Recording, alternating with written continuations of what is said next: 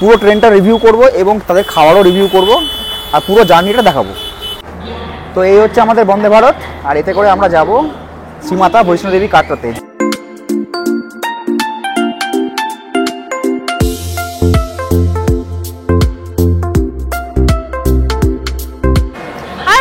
বৃষ্টি কথার অন্য একটি নতুন ব্লগে তোমাদের আরো একবার বিগ ওয়েলকাম। আগের ভিডিওতে তোমরা দেখেছো হাওড়া থেকে দিল্লিতে আসার ভিডিওটা, আর আজকে তোমাদের সাথে শেয়ার করব দিল্লি থেকে কাটরা যাওয়ার জার্নিটা। তো এটাই আমাদের আজকের জার্নির সেকেন্ড পার্ট হতে চলেছে। দিল্লি থেকেই কাটরা যাব বন্দে ভারত করে। তো বন্দে ভারতের পুরো ডিটেলস তোমাদের সাথে শেয়ার করতে থাকবো, আগেরটার মতোই, যে খাওয়া দাওয়া কেমন, ওখানে সিট অ্যারেঞ্জমেন্ট কেমন, সবকিছুই তোমাদের সাথে শেয়ার করবো। এই জার্নির ফার্স্ট পার্টে তোমাদের সাথে শেয়ার করেছি হাওড়া থেকে নিউ দিল্লি আসার জার্নিটা। এবার রাজধানী করে দিল্লি আসা ও দিল্লি থেকে বন্দে ভারত করে ছেড়ে যাওয়ার মাঝখানে টাইম রয়েছে প্রায় 5 ঘন্টা। তাই দিল্লিতে নেমেই ফার্স্ট যেটা করেছি সেটা হচ্ছে এসি ওয়েটিং রুম খোঁজা, আর খুঁজেও পেয়ে গেলাম। স্টেশনে 16 নম্বর প্ল্যাটফর্মের কাছেই রয়েছে এসি ওয়েটিং রুম। তার জন্য ওয়েটিং রুমের রেজিস্টারে আপনাকে একটা এন্ট্রি করতে হবে। এন্ট্রিতে পার আওয়ার নেবে আপনার কাছ থেকে 10 টাকা, আর সাথে অবশ্যই পিএনআর নম্বর সহ একটি বৈধ টিকিট থাকতে হবে। একটা কথা বলে রাখি, যদি আপনার গন্তব্যস্থল নিউ দিল্লি হয় আর আপনাকে অন্য কোনো কারণের জন্য ওয়েট করতে হয়, সেক্ষেত্রে কিন্তু আপনাকে ওয়েটিং রুমে প্রবেশ করতে দেওয়া হবে না। আপনাকে তখনই প্রবেশ করতে দেওয়া হবে যখন দিল্লিতে আসা আর দিল্লি থেকে চলে যাওয়ার মধ্যে আপনার টাইম গ্যাপটা থাকবে। এটাই সেই এসি হল রুম, অনেকটাই বড়, দেখতেই পাচ্ছ, আর পুরো ভর্তি লোক ছিল। এখানে টয়লেট সিস্টেম ছিল, আর টয়লেটগুলো অনেক বড় বড় এবং বেশ পরিষ্কার পরিচ্ছন্ন। তো এর পরের ট্রেন হচ্ছে আমাদের বন্দে ভারত এক্সপ্রেস, আর সেটার টাইম হচ্ছে ঠিক দুপুর 3টের সময়, যেটা শ্রীমাতা বৈষ্ণোদেবী কাটরায় রাত 11:30টার দিকে পৌঁছায়। কিন্তু লাস্ট 3-4 দিন ধরে বন্দে ভারত এক্সপ্রেস প্রায় 3-4 ঘন্টা লেট পৌঁছাচ্ছে। তো সেটা নিয়ে একটু টেনশানে আছে সবাই, কারণ 3-4 ঘন্টা লেটে ছাড়বে এবং 3-4 ঘন্টা লেটে পৌঁছাবে। আর যে রিটায়ারিং রুমটা দেখালাম ওটার ঘন্টায় ভাড়া হচ্ছে 10 টাকা করে। ওটা কিন্তু ফুল এসি, হ্যাঁ, রুম নয়, মানে হল টাইপের, ঠিক আছে। ওখানে কিন্তু শোয়ার কোনো ব্যবস্থা নেই, কিন্তু আপনারা জাস্ট 2-3 ঘন্টার ব্রেক থাকলে ওখানে 10 টাকা পার ঘন্টা দিয়ে কিন্তু আরামসে বসে থাকতে পারবেন। লাগেজ রাখার জায়গা আছে এবং বাথরুমের জায়গাও কিন্তু সেখানে রয়েছে। আর ওটা কিন্তু 16 নম্বর প্ল্যাটফর্মের দিকে রয়েছে, ঠিক আছে। আর রিটায়ারিং রুম কিন্তু 2 জায়গায় রয়েছে, 16 নম্বরেও রয়েছে এবং 1 নম্বরেও রয়েছে। তো যারা এই দিক থেকে আসছেন আর যারা 1 নম্বর দিয়ে আসছেন, দুজনেই কিন্তু রিটায়ারিং রুমের ব্যবস্থা পাবেন। নিউ দিল্লি স্টেশনের বাইরেটা, ঠিক আছে, এই হচ্ছে স্টেশন, আর এর বাইরেটা এটা। এখানে আপনি সমস্ত রকম অটো থেকে আরম্ভ করে প্রাইভেট কার থেকে আরম্ভ করে সব কিছুই পেয়ে যাবেন।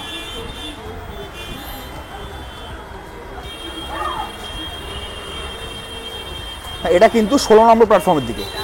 ওয়েটিং রুমে আমরা প্রায় 3 থেকে 3.5 ঘন্টা ছিলাম। তারপরেই 4টের দিকে আমরা বেরিয়ে এসেছিলাম বন্দে ভারতের উদ্দেশ্যে। ওই ওয়েটিং রুমের লাগোয়া একটা ক্যান্টিন মতো ছিল, যেখান থেকে আমরা সবাই দুপুরের লাঞ্চটা সেরে নিয়েছিলাম। ইভেন ওয়েটিং রুমে সবাই ফ্রেশ, এমনকি স্নান পর্যন্ত করে নিয়েছিল।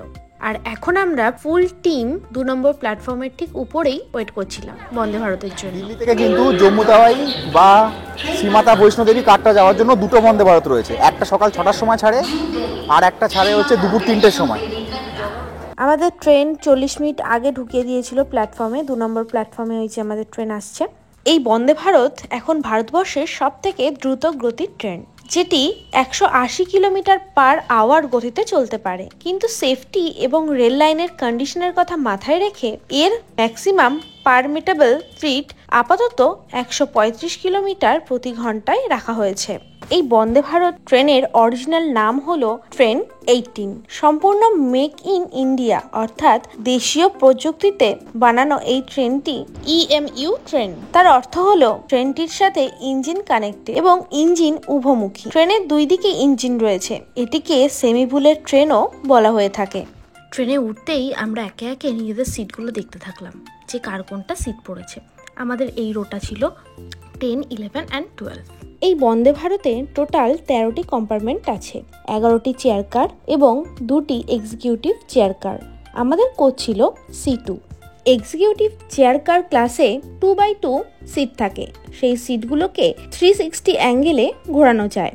পরের কোনো বন্দে ভারতে আমরা এক্সিকিউটিভ চেয়ার কার ক্লাসের ভিডিও দেওয়ার চেষ্টা করব। বন্দে ভারতের দরজা অটোমেটিক লক তোমরা অনেকেই জানো, আর এই কম্পার্টমেন্টের মাঝখানের এই ডোরগুলো এরকম টাচ করলেই খুলে যায়। আমাদের কম্পার্টমেন্ট থেকে বেরিয়েই এই যে সেমি সার্কেল সেপারেশনটা করা রয়েছে এটাই ওয়াশরুম। চলো তোমাদেরকে টয়লেটের ভিতরটা একবার দেখাই। বেশ বড় এবং খুব পরিষ্কার পরিচ্ছন্ন একটা টয়লেট। এখানে সবুজ মতো যেটা রয়েছে ওটা রুম ফ্রেশনার ছিল, আর এখানটাতে ইউজের জন্য টিস্যু আছে, আর এখানে কোমোড সিস্টেম ছিল। আমাদের এদিকেই একটাই টয়লেট ছিল কিন্তু বেশ বড়, আর ওই সাইডে দুটো টয়লেট ছিল কিন্তু ওগুলো ছোট ছোট। এখানে সুন্দর হ্যান্ড ড্রায়ারের ব্যবস্থা আছে, আর এই সাইডটাতে রয়েছে হ্যান্ড ওয়াশ। আমরা 8 ঘন্টা 15 মিনিটে প্রায় 660 কিলোমিটার রাস্তা কভার করব। আর এটা কিন্তু আমাদের চেয়ার কার। আর বন্দে ভারতে কিন্তু দুটো ক্লাস হয়, একটা এক্সিকিউটিভ ক্লাস যেটাকে বলে, সেটাও চেয়ার কার, কিন্তু তার ভাড়াটা একটু বেশি। আর একটা ক্লাসকে বলে সিসি ক্লাস, মানে যেটাকে বলে চেয়ার কার ক্লাস, তার ভাড়াটা একটু তুলনামূলক কম।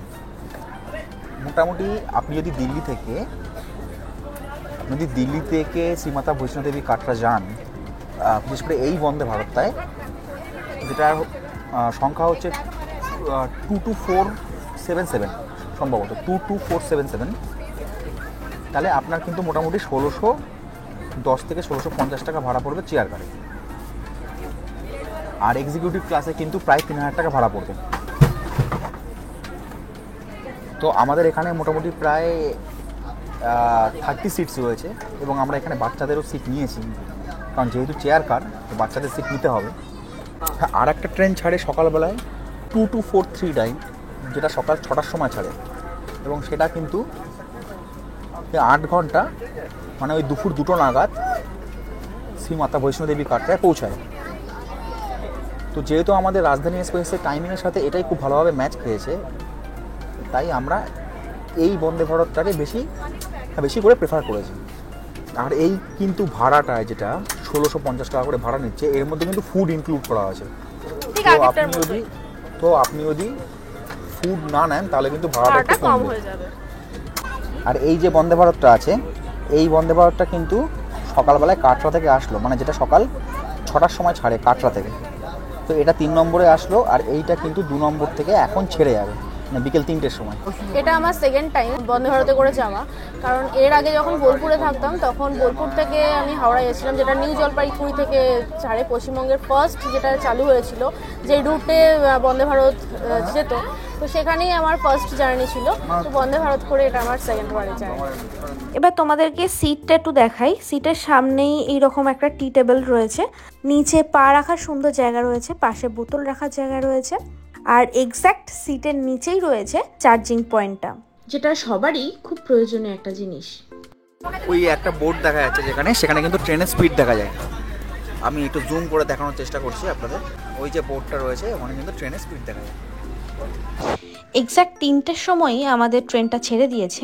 নিউ দিল্লি থেকে বেরিয়ে যাচ্ছি 2 নম্বর প্ল্যাটফর্ম দিয়ে।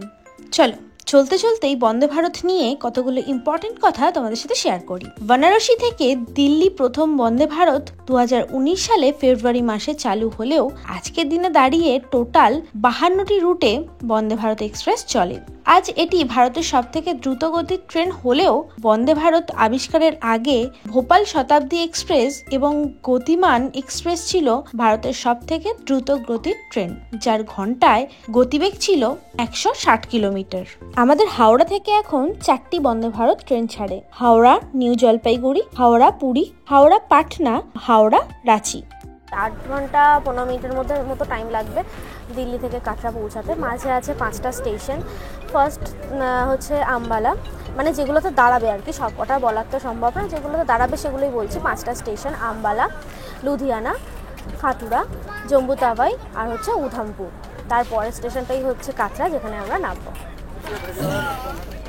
যারা ম্যাক্সিমাম কাশ্মীর ট্যুরে যায়, মানে আমাদের পশ্চিমবঙ্গ থেকে যারা যায় কলকাতা থেকে, তারা কিন্তু ম্যাক্সিমামটাই হয় হামসাফার এক্সপ্রেস নয় হিমগিরি বা না জম্মু তাওয়াই এক্সপ্রেসে করে যায়, এবং প্রতিটা ট্রেনই কিন্তু জম্মু তাওয়াই স্টেশনে ছাড়ে, মানে স্টেশন থেকে ছাড়ে এবং স্টেশনে যায়। কিন্তু বন্দে ভারত এক্সপ্রেস যেটা নিউ দিল্লি থেকে আসে, সেইগুলো কিন্তু শ্রীমাতা বৈষ্ণোদেবী কাটরা যায়। অ্যাকচুয়ালি স্টেশনটার নাম শ্রীমাতা বৈষ্ণোদেবী কাটরা, জায়গাটার নাম অ্যাকচুয়ালি কাটরা। কাটরা জায়গা আমরা সবাই জানি, কাটরা কিসের জন্য বিখ্যাত? কাটরা মাতা বৈষ্ণো দেবী দর্শনের জন্য কিন্তু বিখ্যাত, এবং খুবই বিখ্যাত। মানে আমাদের হিন্দু সমাজের কিন্তু কাটরা একটা খুব ইম্পর্টেন্ট প্লেস, যেটা অ্যাকচুয়ালি জম্মুর মধ্যে পড়ে, আমাদের কাশ্মীর ডিভিশনের মধ্যে জম্মুর মধ্যে পড়ে। আগের ভিডিওতে বলেছিলাম যে যারা প্ল্যান করেন, যদি আপনাদের হাতে সময় খুব কম থাকে, যেমন আমাদের থাকে যেটা, তাহলে কিন্তু আপনি ডাইরেক্ট ফ্লাইট করে কাশ্মীর একদম ডাইরেক্টলি শ্রীনগরে নামতে পারেন। আর যাদের হাতে সময় প্রচুর আছে তারা কিন্তু খামসাপার বা হিমগিরি এক্সপ্রেসে করে আসতে পারেন।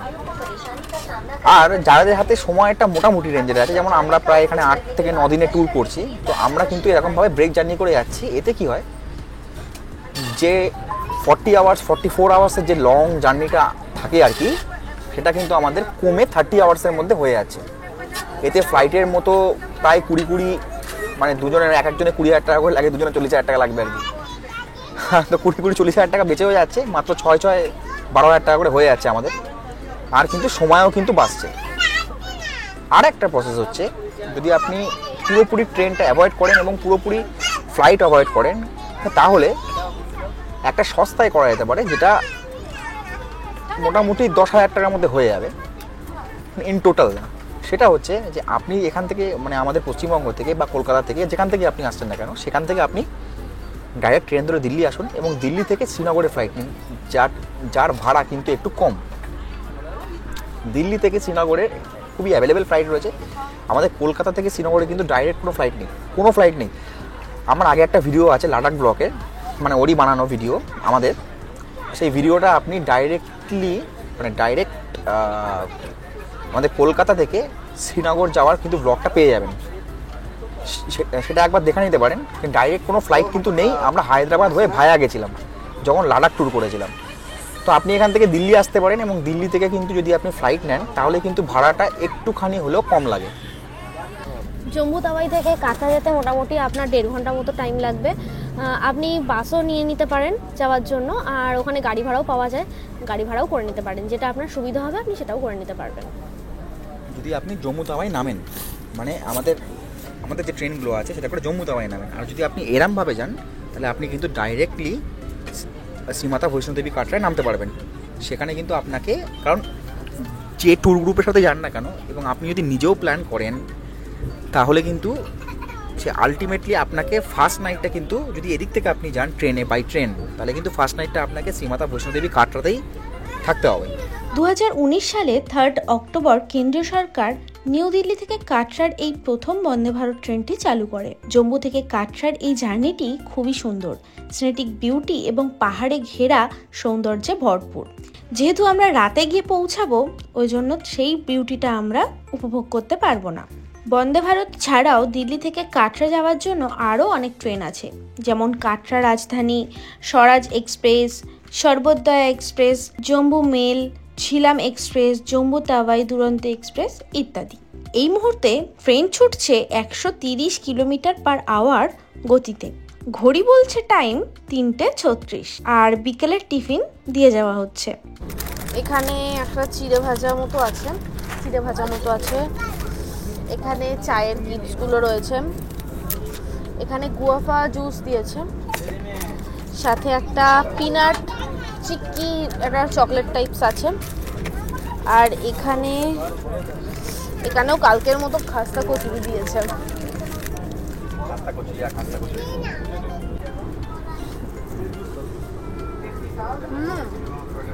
কালকের থেকে ভালো। সেটা আমি দেখলাম যে কালকের থেকে এই খাস্তা কচুরিটা ভালো। এই অনেস্টলি বলছি, রাজধানীর সকালের ব্রেকফাস্ট আর সন্ধ্যের স্ন্যাক্স মানে বেকার কোয়ালিটি একদম, ঠিক আছে। রাত্রে খাবারটা ভালো কোয়ালিটি ছিল, ডালটা ভালো ছিল, চিকেন ভালো ছিল, আগের ভিডিওতে দেখবেন সেটা।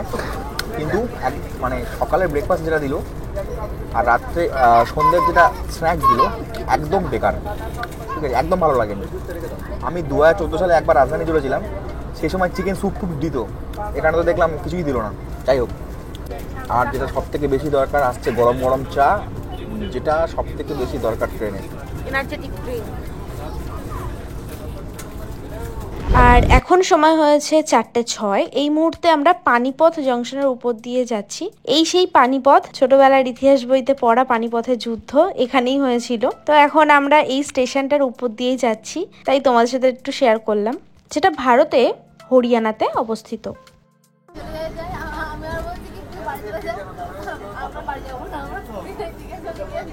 5:14 হয়েছে আর এক্স্যাক্টলি ঠিক টাইমেই আমরা আম্বালা ঢুকলাম, মানে যেরকম টাইমে ঢোকার কথা ছিল ঠিক সেরকম টাইমেই আমরা ঢুকলাম। তো ট্রেন ঠিক টাইমেই চলছে, আশা করা যায় আমরা ঠিকঠাক টাইমেই কাটরা পৌঁছাবো। হরিয়ানা পার করে এখন পাঞ্জাবের লুধিয়ানাতে ঢুকছে। লুধিয়ানাতে ট্রেন প্রায় 10 মিনিট মতো লেট আছে। এখন টাইম 6:30 আর এই মুহূর্তে আমরা লুধিয়ানা ক্রস করছি। এই লুধিয়ানা পাঞ্জাবের শিল্পের কেন্দ্রবিন্দু। লুধিয়ানা শহর হলো জেলা সদর দপ্তর।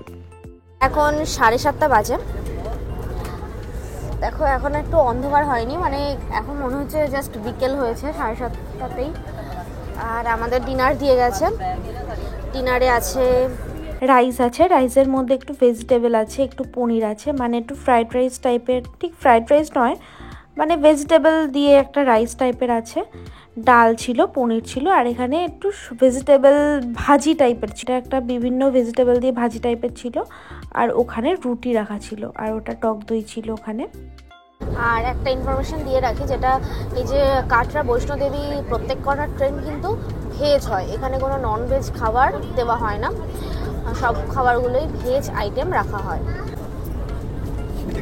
ভেজ তো খুব একটা ভালোবাসি না আমি খেতে, কিন্তু পনির আছে, পনির আমার ফেভারিট। ডালটা টেস্টি ছিল, ডালটা ভালো ছিল। আর এখানে একটা ভাজা সবজি মতো করেছে, এটাও বেশ ভালো, ওভারঅল ঠিক আছে। শেষ পাতে আইসক্রিমটাও দিয়ে গেল, যে এখন ওরা খাওয়া দাওয়া করছে। আমি একটু আগেই খেয়ে নিয়েছি, ওরা একটু পরে খাবে। ট্রেনের যেসব এমপ্লয়িরা আছে তারা দিচ্ছে যে তাড়াতাড়ি খাওয়া শেষ করে ট্রেগুলো নেবে, ওদেরও তো কাজ আছে, তো ওই জন্য এবার খেয়ে নিচ্ছে। এবার আমি আইসক্রিমটা খাবো। চেয়ার কার এবং এক্সিকিউটিভ চেয়ার কার, এই দুই ক্লাসের ফুড কোয়ালিটি এবং কোয়ান্টিটি আলাদা হয়, যার যেমন ভাড়া সেখানে সেই রকমের খাবার দেওয়া হয়ে থাকে। তো 500 কিলোমিটার কমপ্লিট হলো, আর এখন ছাড়লো কাথুয়া স্টেশন। কাথুয়া স্টেশন জম্মুতে, এরপরে যাবে জম্মু তাওয়াইয়ে, মানে আমরা জম্মু সেকশনের মধ্যে কিন্তু ঢুকবো এবার। আর এবার কিন্তু আমাদের আস্তে আস্তে ফোনে নেটওয়ার্ক চলে যাবে, তার কারণ এটা আমরা সবাই জানি যে জম্মু কাশ্মীরে কিন্তু প্রিপেড সিম চলে না, অনলি পোস্টপেড। আর ট্রেন এখনও প্রায় 20 মিনিট লেট আছে, দেখা যাক সেটাকে শেষ মুহূর্তে সেটাকে মেকআপ করতে পারে কিনা। বাট এখন দিল্লি থেকে ছেড়ে, হরিয়ানা ছেড়ে, প্রায় পাঞ্জাব ছেড়ে আমরা ঢুকছি কাশ্মীর রিজিয়নে। তো এটাই হচ্ছে জম্মু তাওয়াই স্টেশন, আর এখন বৃষ্টি পড়ছে।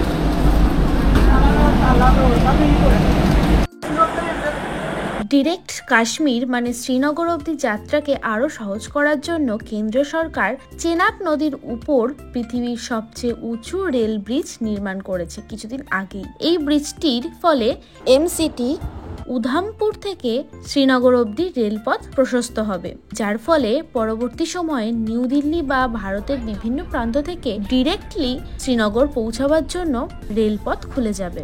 আমাদের ট্রেন কাটরা ঢুকে গেছে, এখন টাইম হয়েছে 11:37। আমরা সবাই লাগেজ নিয়ে ওয়েট করছি নামবো বলে। Weather comfortable. প্রায় 36 ঘন্টা লং জার্নি পরে আমরা পৌঁছালাম শ্রীমাতা বৈষ্ণোদেবী কাটরায়। এটা হচ্ছে কাটরা, এটা ভিউ, আর এইটা হচ্ছে স্টেশন। এই জার্নির ফার্স্ট পার্ট আমার চ্যানেলে আছে, তোমরা চাইলে দেখে নিতে পারো। আর আজকের ভিডিও যদি তুমি প্রথমবার দেখে থাকো তাহলে সাবস্ক্রাইব করে আমার পাশে থাকো, আর যারা এতদিন ধরে আছো তাদেরকে অনেক অনেক ধন্যবাদ। আজকের ভিডিও তোমাদের কেমন লাগলো অবশ্যই কমেন্ট সেকশনে জানিও, ভালো লাগলে লাইক শেয়ার করতে কিন্তু একদমই ভুলো না। এবার আমরা স্টেশন থেকে বেরিয়ে অটো স্ট্যান্ডের দিকে যাব, ওখান থেকে অটো নিয়ে আমরা যাব আমাদের হোটেলে। আমাদের হোটেলটা স্টেশন থেকে 5-10 মিনিটের ডিস্টেন্সে ছিল, আর আমাদের যে ট্যুর গাইড ছিল সে একজনকে পাঠিয়েছিল স্টেশনে আমাদেরকে পিক আপ করার জন্য। কাটরা স্টেশনের এই রূপটা দেখলে বুঝতে পারবে এখানে বৈষ্ণোদেবীর ভক্ত কত আছে। এখন এখানে সবাই রেস্ট নিয়ে নিচ্ছে, কাল সকাল থেকে হাঁটা শুরু করবে মাতা বৈষ্ণোদেবীর দর্শনে। তবে আজকের ভিডিও এখানেই শেষ করছি, দেখা হচ্ছে খুব শীঘ্রই নতুন একটা ভিডিও নিয়ে। ততক্ষণ পর্যন্ত টাটা।